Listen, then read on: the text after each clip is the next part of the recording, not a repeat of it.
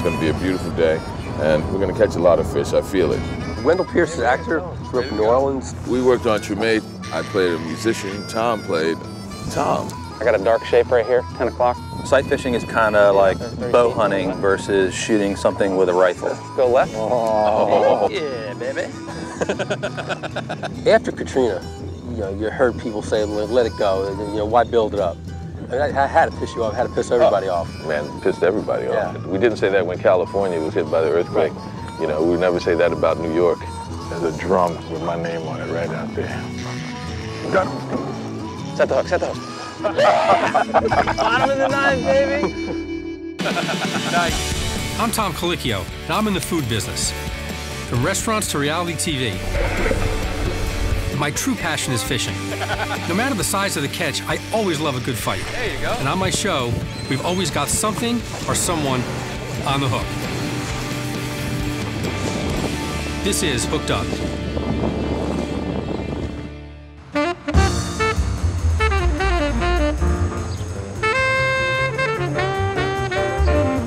There's great food down in New Orleans, great nightlife, amazing music. I mean, it's a great place. Wendell Pierce is an actor, grew up in New Orleans. Two of my favorite shows he's in, The Wire and Treme. I actually spent some time on Treme, although I didn't get to work with him, but I'll get to fish with him today. We worked on Treme. I played a musician. Tom played Tom. But we never got to work together. So this will be our first time meeting. We've met in the social media world, in the Twitter sphere. I feel like I know him because I've gone to his restaurants in New York, so I can't wait to meet the chef and fishermen. New Orleans and Louisiana, going all the way back to when the French first came here, very Catholic. A part of the Catholic tradition is not eating meat during Lent and especially on Fridays. But we have such an abundance of seafood, it's not sacrifice at all.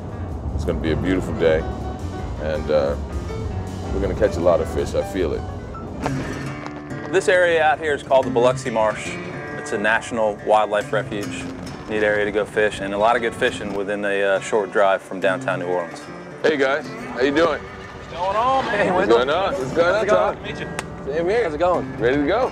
Come on board, jump in. Come on. You got it. There you go. All right.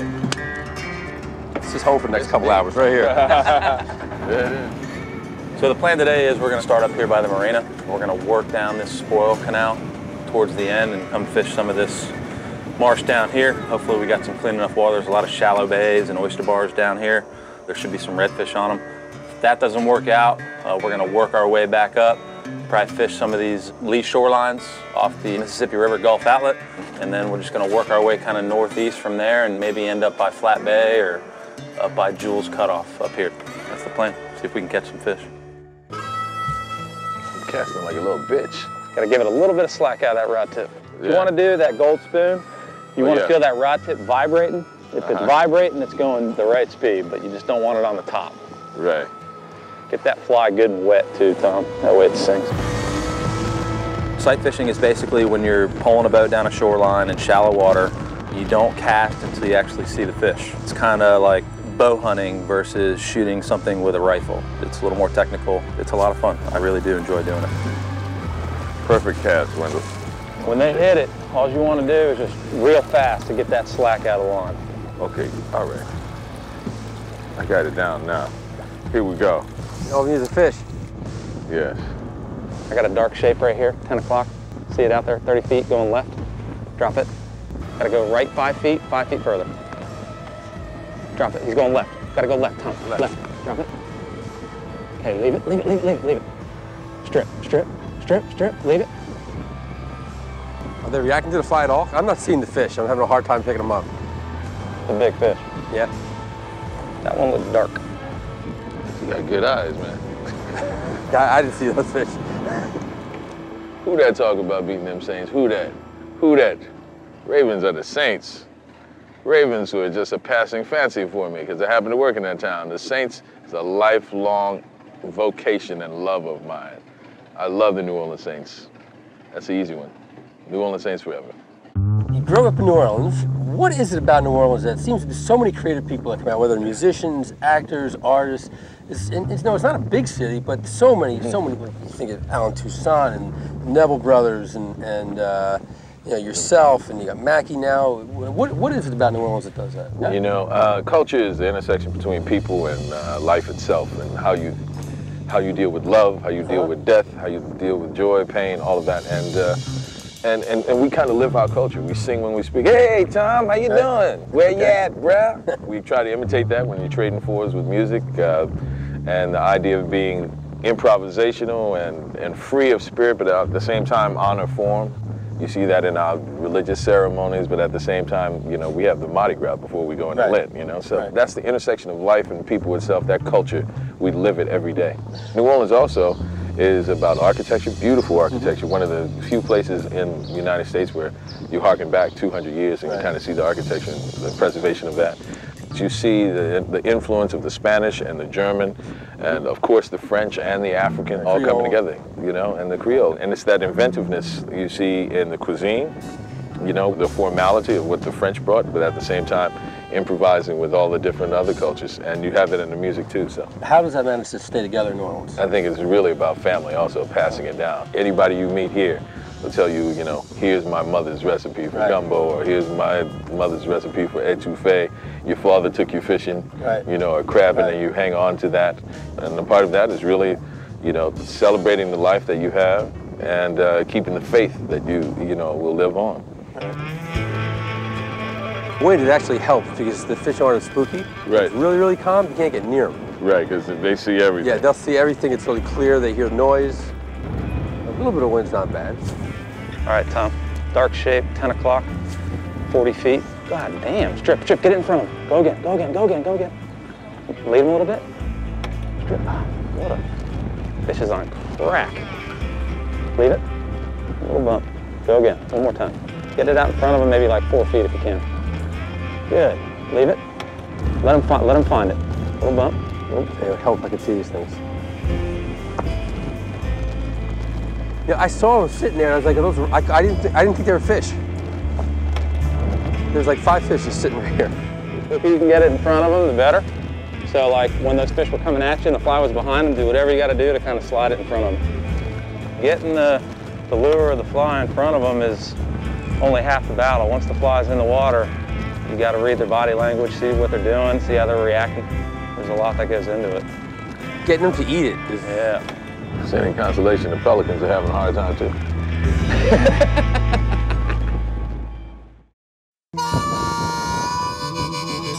Yes, what's amazing is that when you first come out and you look, you don't see much. But then when you start looking, you see so much. There's so much life out here. So you don't get out here that much, huh? I'm a city guy. I'm a city guy. I'll be the first to say that. I'm a city guy, a bank fisherman, crabber. I'm good with that chicken neck on a piece of string. My job when I was a kid, once I was old enough to hold a knife, I had to fillet the fish. Oh, yeah. Well, we had a great grocery store, a huge grocery store, and great fishmonger. So, you know, you would order your fish whole, and I would watch them fillet the fish. Yeah. So when we went fishing, I couldn't wait to fillet the fish. Get ready, I may have a fish here. Just a dark shape on the bottom. Good, leave it. Leave it, let him find it. Go again, you stripped it out of there, go again. Good, slide. A little bump it. Good Lord, leave it. Bump. Leave it, take it, and bump. Hit him again. Go again. Leave it. Come on, fish, eat. Go again, one more time, kind of jam it on him. Nice slide, long slide. Get it in front of him, longer slide. Yeah, T-boned him.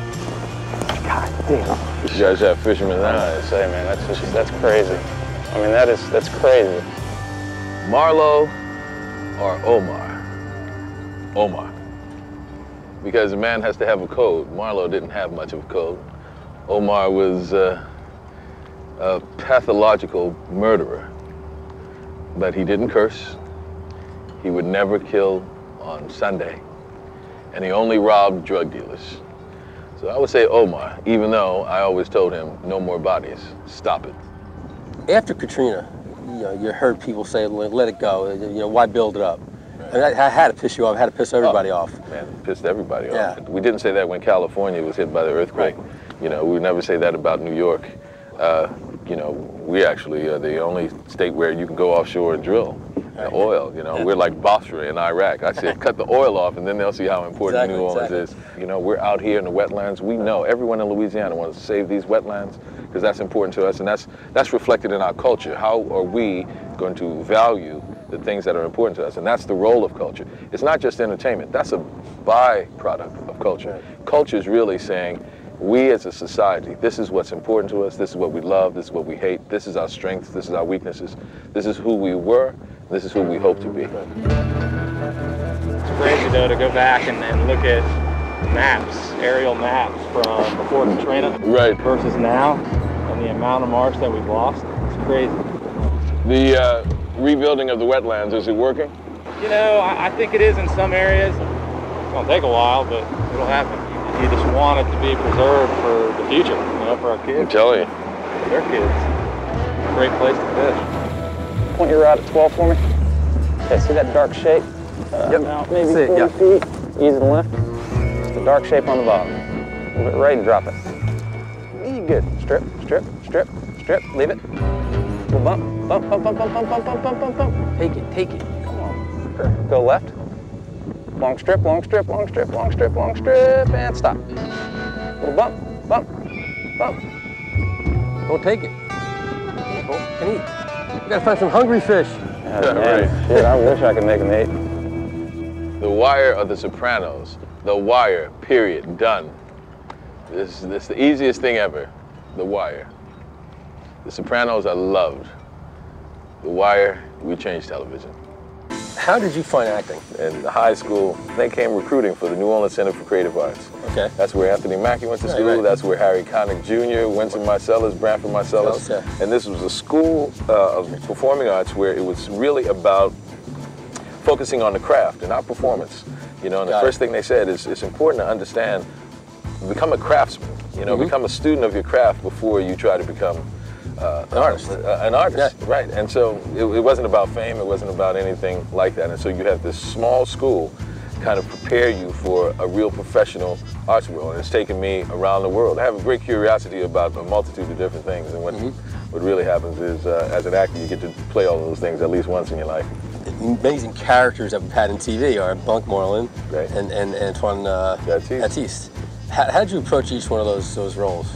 Well, first there is a real Bunk in Baltimore, and I went out with him. I went out with the detectives in Baltimore.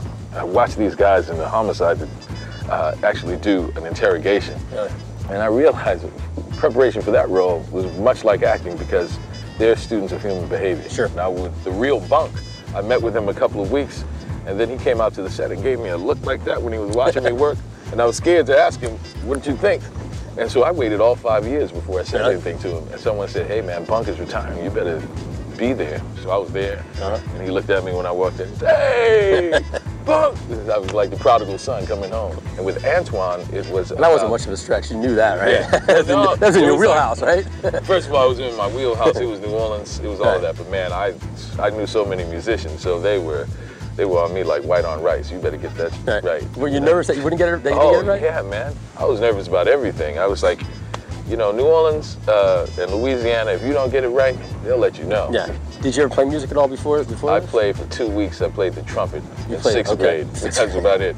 Almost every kid in New Orleans plays the trumpet for like 1 week. That's acting, boy. Woo! I tell people, because I cannot play the damn trombone. Did people think you got it right? Oh, yeah. You know, I've had trombone teachers, you know, "Oh man, can you come and play at my school?" I'm like, "I'm an actor, I don't play." What? And they were shocked. So that's the greatest compliment. And they think you are a musician, you know, but like the old saying goes, I'm not a real musician, I just play one on TV. Now you just finished shooting season 4, right? Season 4, it's the last season. And it's the last season. And it's bittersweet. Yeah, you gonna miss it? Oh yeah, I'm gonna miss it. But it was a profoundly beautiful time for me. Because it was the last years I got to spend with my mother, you know, who passed away just before we started shooting the last season. And so I realized that it was more than a show. God blessed me with an opportunity to be with my mother in her final years and enjoy that time with her. And then also it's a cultural document. Yeah, so I'm proud of it. Right. And so it's a cultural document that I think years from now people will be able to share with people who are new to New Orleans, who've never been here and want to come, and it's authentic. You got a whole school of dolphin over there, just popped up. You're looking for redfish too. Yeah, bottom of the ninth, here we go. Bottom of the ninth. All right, let's get some fish. Let's get some fish right here. We're gonna get them right here. Oh, here we go. Ah, this is it. Promised land, it's right here. Yep, I feel it too. I feel it too. I'm telling you, there's a drum. I'm feeling it all day. There's a drum with my name on it right out there. Got him. Set the hook, set the hook. Got him? There you go. Got one? All right. This is easy. Oh, You're good, you're good. Nice and steady. Stay tight to him. Keep reeling. Yep. Real. Don't trick like that. Okay, keep reeling. Stay tight to him. Good. Stop right there. Stop right there. Whatever you got to do to get him in the boat. Easy. Just get him in. Throw him in the cockpit. Yeah, Yeah, baby. yeah. Yes, indeed. Beautiful. There you go. Beautiful. Took 2 days. Yeah, man. Bottom of the ninth, baby. That's classic Louisiana redfish right there. We got the skunk off the damn boat. We're gonna get some fish now. Come on.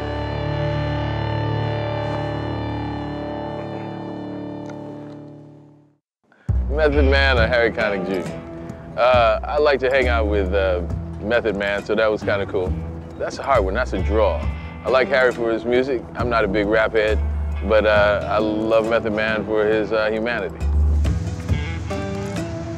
How's the store doing now? You're a grocery store, right? Yeah, Sterling Farms and convenience stores called Sterling Express, going into underserved areas where there's a food desert. Right. And opening a big store now in Marrero. It's going to be great, man. And most people don't understand what that is when you say food desert. And it's actually, you know, in urban areas and rural areas where you just can't find fresh food. Right. And all you can find is overly processed, a lot of fat, a lot of salt, a lot of sugar. And you don't get the fresh. You don't get, and the problem is that's where most people don't understand that there's a real link between hunger and obesity. Right. I was rebuilding Pontchartrain Park, my neighborhood. It was in some of the deepest flooding after the flood in New Orleans. And started to realizing that the commercial districts weren't coming back either. And it was really someone saying, man, a decent grocery store is what we need. And we started to see that that was a real issue, and that's how Sterling Farms came about, you know. And I reached out to a distributor, you know, and saw that the opportunity was there. So it was an opportunity to do well and do good. Right. And then there's also Sterling Express. What's that about? Yeah, Sterling Express is economic choice, you know, and the food desert choice, you know, besides the regular convenience store or fare, you know, put some fruit and vegetables in there and price it right. Right. And then you'll be surprised at the impulse buys that people have, even in the convenience store. There's fresh produce, you know, instead of that candy bar, I'm going to grab that apple. And you bring up a good point, pricing. In the last sort of 20 years, fast food and highly processed food has come down in price by 40%. Right. You have to make it affordable. Right. I mean, it's you know, calories are cheap, but nutrition is expensive. Right. And so, you know, $3 buys about 3,000 calories of junk food, and that same $3 buys about 300 calories of healthy food. All right, Tom. Oh, dark shape, 10 o'clock. Here we go. Speaking of fresh food. 40 feet. Look further right, further right, further right, further right. 10 o'clock. Big dark shape. Further right, 15 feet right. It's right here. They won't take it. They won't take it. A little short. Go again. 2 more feet. Let him swim right to it and then slide it across his nose. Leave it. Yep. That's it. Yeah. Now slide. Slide. Okay. Long strip. Long strip. Long strip. I am. Okay. Leave it. Take it. Take it. A little bump. Bump. Bump. Bump. Got it. Got it.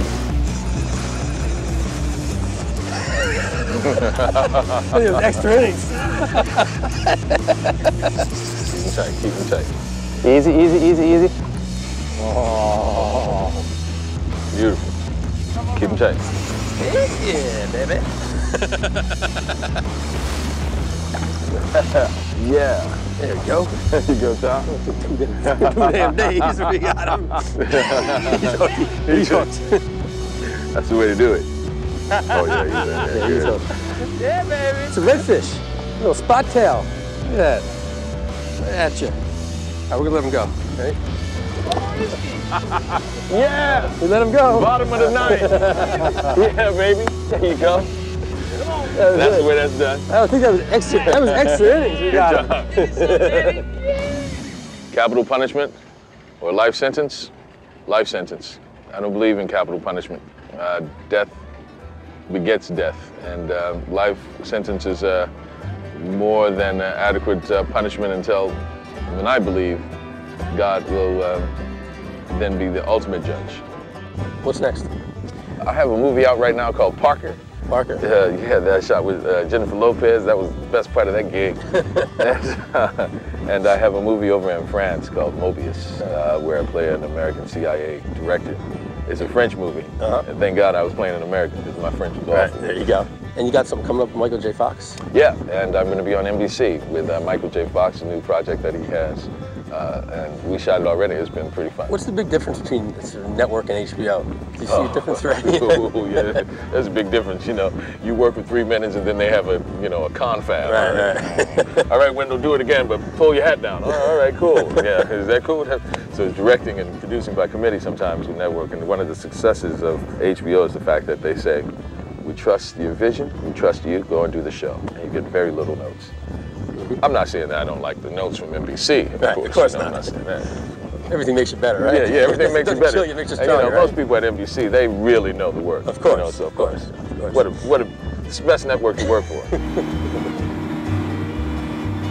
It was a difficult day. It was a little windy, it was cold, fish just weren't responding. You put a fly in front of the fish and they just kind of pass it up. And we fished hard all day, and at the end, we each got one. And we had to work for it, but we got one. So it was a successful day. And this is the best part of the day. That's it. After fishing, you come to the camp. So what do we have here? We're having a little redfish on a half shell.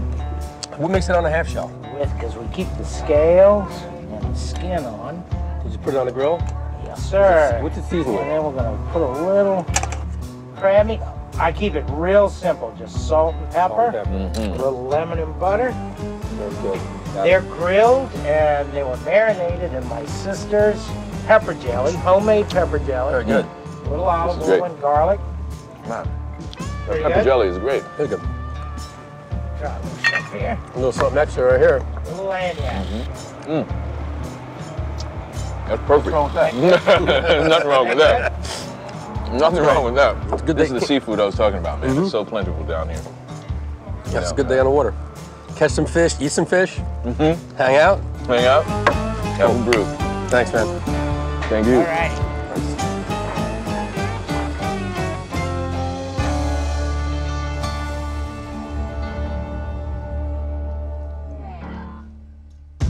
Hi, I'm Wendell Pierce, and I'm here with the great chef Tom Colicchio. Don't miss us on Hooked Up. Hit the subscribe button. Pharrell Williams here. Hi, I'm Joy Bryant, I'm Eric Ripper. I'm Tom Colicchio. I'm Dr. Frank Lipman, the host of On the Table, the host of Across the Board. Host of ARTST Talk. Host of Hooked Up. Host of the show, Be Well Week, Be Well Weekend, on the Reserve channel. It's only on Reserve. Did you know that you can follow my show on social media sites like Facebook? Follow us on Twitter. If you're a fan of my show, hit the like button. All of the above. Share me with your friends. Treat yourself. Check out a new episode of my show, Hooked Up. And if you want to leave comments, feedbacks, ideas, whatever, love to hear from you. Leave a comment. And if you don't want to miss the show, be sure to subscribe. The one that's like down here, or is it here? Somewhere down here. Thanks for watching the Reserve channel. Only on YouTube. Throw caution to the wind and ask yourself what rules.